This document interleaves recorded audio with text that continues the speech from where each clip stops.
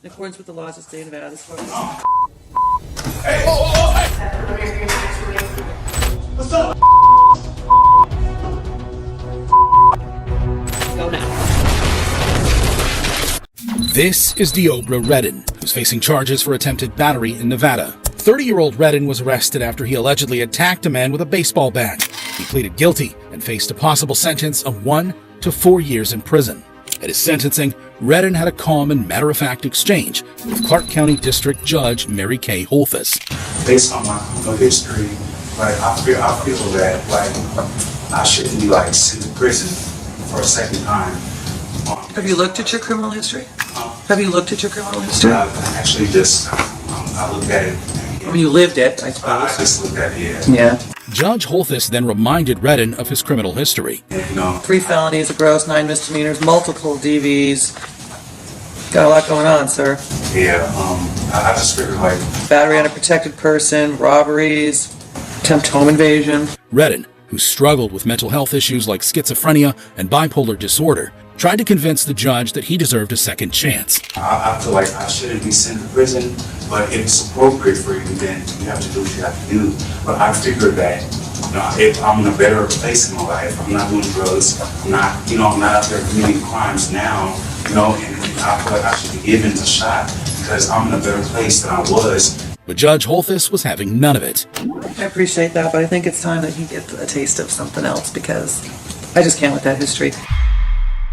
This is when things got crazy.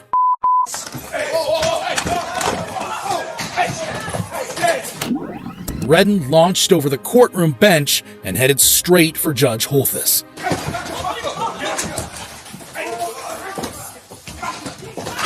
Eventually, deputies were able to restrain him.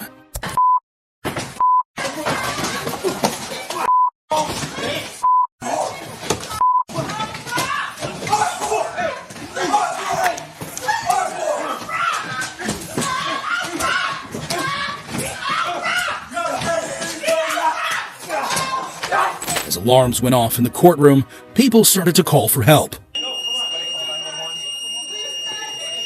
That's affirmative medical is requested. Judge's chambers. Yeah, be advised. 515's got a big laceration to his head. Judge hit her head into the wall, and I got an inmate that's bleeding up here. It's going to be a positive transport to UMC for the marshal. Be advised, I'm also going to need a biohazard cleanup for a lot of blood on the floor. It was later found that Redden allegedly punched Judge Holthus and pulled out parts of her hair. One marshal had to be hospitalized and needed 25 stitches after suffering a forehead injury, as well as a dislocated shoulder. A few days later, Redden was seen in court again, heavily shackled and wearing a spit mask for the sentencing of his initial assault case. Good morning. All right, this is on for the continuation of Mr. Redden's sentencing. For purposes of the record, I want to make it clear that I am not changing or modifying the sentence I was in the process of imposing last week before I was interrupted by defendant's actions. All right, that being said, in accordance with the laws of the state of Nevada, this court does now sentence you, in addition to the $25 administrative assessment fee, $150 DNA fee, the $3 DNA administrative assessment fee, and $250 indigent defense fee, 19 to 48 months in the Nevada Department of Corrections. Additionally, he faced 13 new charges for the attack on Judge Holthus, including attempted murder, battery, and extortion by threat. If convicted, Redden could spend decades in prison. Deobra Redden is a prime example of a convict acting crazy in court. However, whatever a man can do, a woman can do better. Like in the case of Melissa Hardwick, who was in Russell and Wayne County Family Court in Kentucky for a domestic violence hearing. Melissa's ex-husband had filed a domestic violence order against her. Your statements in your petition as part of your testimony, but I need you to tell me briefly, in your own words, what happened to cause you to ask for a domestic violence order. Yes, Your Honor. Things have been escalating, I guess, since the first of the year. And Melissa's had a couple MIWs and a couple arrests. And she got out of jail in, I guess, April. And she started, we hadn't really had anything personal up until that point. She got out of jail in April. He was explaining the situation when suddenly Melissa erupted. My personal life is your business. It has nothing to do with Miss Hardwick, boys. No. you will be held in contempt of this court if you become disruptive. I don't care. I haven't done anything to this court. I haven't done anything to him. So you'll be arrested for contempt of the court. It doesn't make any difference. You will serve 10 days for contempt of court. She was arrested for contempt and sentenced to 10 days in jail. This is when things got crazy. You go now.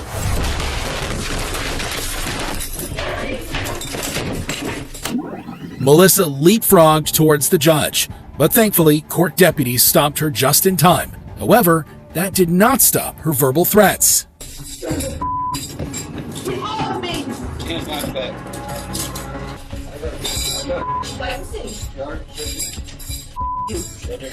Get my rifle off. Melissa faced additional criminal charges for her antics. A new judge will have to be appointed to represent because she will be charged criminally for the threats that were made in open court today. Eventually, Melissa was sentenced to 120 days in prison for her outburst. While Melissa Hardwick got off easy for her antics in court, how does it compare to spitting on a judge? Like in the case of 30-year-old Bass Webb, who's in court on attempted murder charges. CCTV footage outside a Kentucky jail showed Webb, a former inmate who spent 3 months there on assault charges, intentionally hitting 2 prison workers with his car. While one guy managed to dodge it, the other was not so lucky.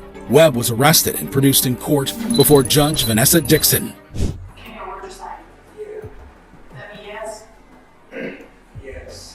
Since she knew the 2 jail employees beforehand, Judge Dixon decided to recuse herself from the case. There's no way I want to try this case.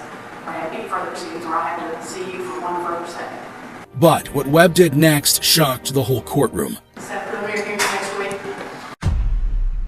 Webb literally spat on Judge Dixon, clearly taking her by surprise.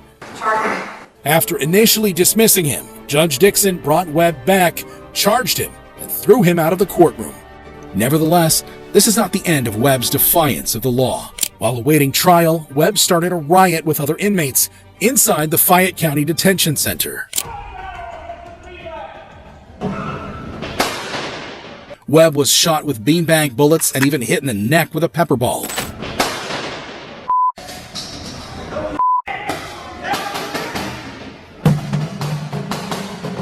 In retaliation, Webb swung a metal telephone box at a corrections officer. He was charged again for his actions and sentenced to 15 years in prison. I will accept the jury's recommendation of 5 years on count 1, enhanced to 15 years pursuant to the persistent felony offender first degree. Additionally, Webb was convicted of attempting to murder the 2 jail employees and got an additional 37 years, facing a total of 52 years of prison time. During this time, new evidence came up linking Webb to the unsolved murder of his ex-girlfriend Bria Runewitz. While incarcerated, Webb had bragged to a detective about murdering the 32-year-old. To escape the death penalty, Webb pleaded guilty and got an additional 50 years in prison. Now, if that wasn't enough, 5 years later, another cold case came to haunt Webb. This time, he was charged with the murder of another ex-girlfriend, Sabrina Vaughn. This time, Webb appeared in court with a sinister tattoo on his head. It had a murder hit list of all the people he intended to kill, including all judges, all prosecutors, all cops, the media, 3 rats that had been crossed out, and many more. Webb was convicted and sentenced to life in prison, with the possibility of parole after 25 years. You have found the defendant guilty of the offense of intentional murder. While Bass Webb's audacious acts in the courtroom shocked everyone, how does it compare to elbowing your own lawyer? Like in the case of Joseph Zeeler, a double murder suspect in Cape Coral, Florida. Back in May 1990, 11-year-old Robin Cornell and her babysitter Lisa Story were found assaulted and murdered at their home. The gruesome scene was discovered by Robin's mom, Jan Cornell, who called 911.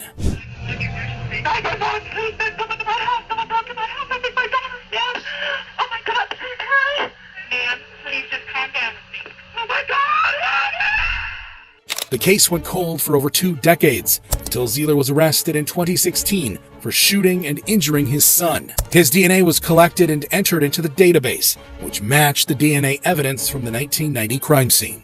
Now, Joseph Zeeler was actually arrested for another crime, and that's how detectives were able to get his fingerprints and DNA samples. His sample was put into a database called CODIS, and that database also stores unknown DNA samples, including those from the Cornell Story case. Now, when the system ran, that's when detectives got a hit linking Zeeler to this 26-year-old murder case. Zeeler was further arrested and charged with capital murder. In court, prosecutors sought the death penalty. The kind of factors which makes what the defendant did to Robin Cornell and Lisa's story so grave, so serious, that death is the appropriate recommendation, that death is the appropriate sentence. Zieler then took the stands. He initially denied knowing both the victims and Jan.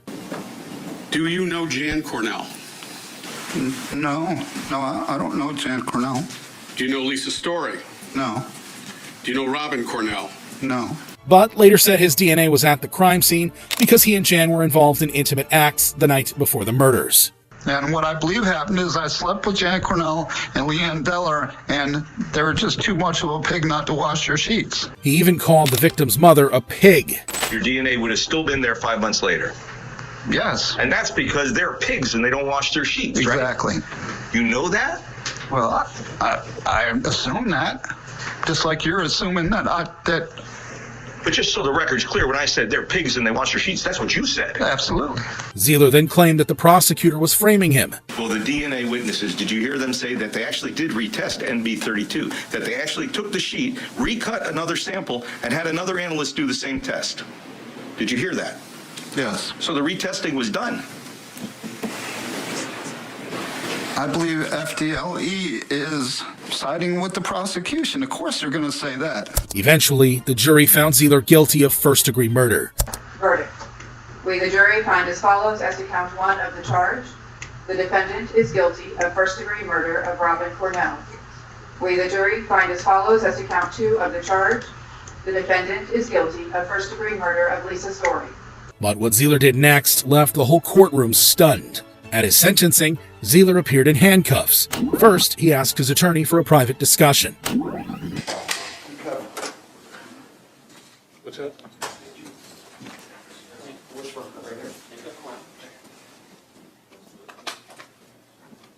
As the attorney leaned in, Zieler threw a cheap shot with his elbow. Thankfully, detectives quickly subdued him.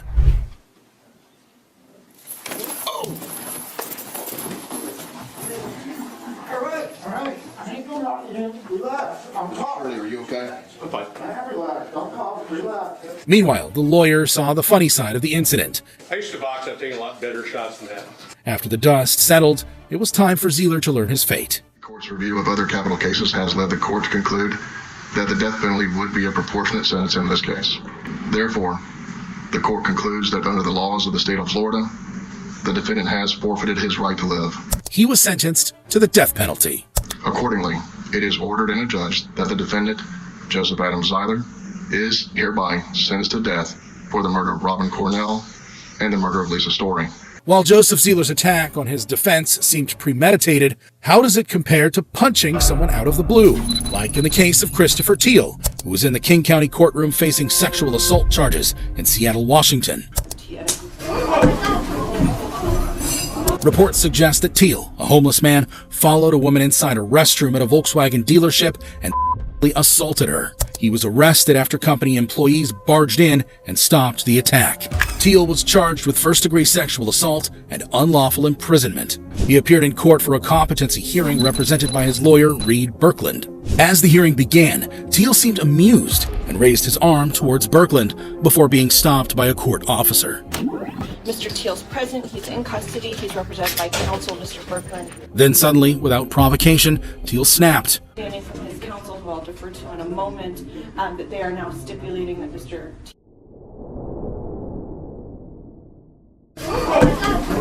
Out of nowhere, Teal punched his own lawyer. Luckily, the police quickly managed to subdue him.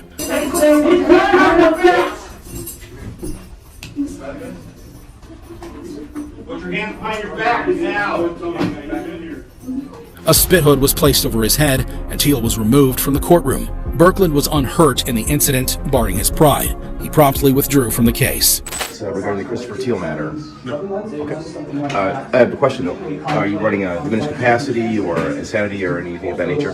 I don't have anything to talk about. The next time Teal appeared in court, the officers ensured he wouldn't be punching anyone. Teal was seen heavily strapped to a chair. However, he still had one complaint. Teal's biggest concern was how his hair looked in his mugshot. I'd like to know where the they got that photo of me with my short hair. Because that was on Facebook, and I don't have a Facebook. All right. So you're on the... legitimate question. Like, do they have access to Google? The judge scheduled another hearing in a week's time. Eventually, Teal was sentenced to 8.5 years in prison. While Teal's reaction could certainly be dismissed as a mental health issue, what happens when you get into a wrestling match with the judge? Grabbed a stack of papers and threw it at Judge Rhimes. The officer tried to subdue him, but Newsom managed to overpower her. Compare to headbutting a police officer. Like in the case of Daniel Stewart Berry, who's facing robbery charges in Mississippi. Reports suggest that 21-year-old Daniel allegedly robbed a store where he leapt over the counter, put a female clerk in a headlock, and grabbed $20 from the open cash register. Daniel, a business major student, was arrested and charged with 1 count of strong-armed robbery. But when Daniel was being taken to court, he totally lost it. What's up? Yeah. Daniel cursed and headbutted a sheriff's deputy, breaking his nose. He was quickly carried off and detained.